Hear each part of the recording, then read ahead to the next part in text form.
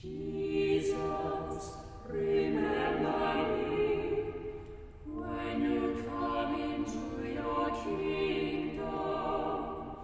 Jesus, remember me when you come into your kingdom.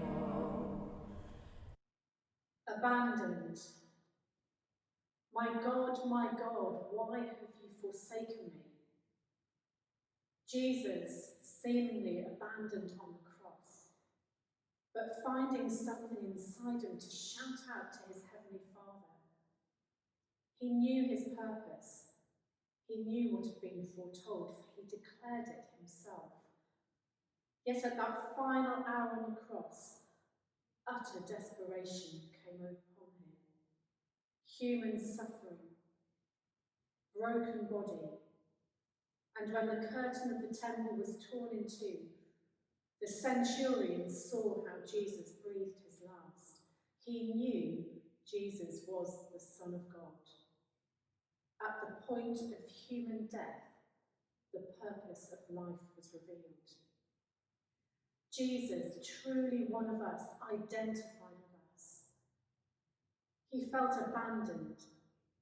He felt lonely, taking all our humanity in all its forms, everything that falls short of God's purpose for us, all our guilt, all our sin, all its consequences. And the biggest consequence of our sin is death, which he took for us. He died.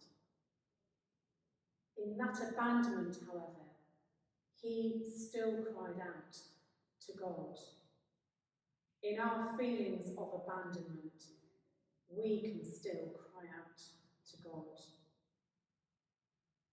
And a reflection called Good Friday, written by Jenny de Roebuck. For over 30 years, he had given his life for the service of others.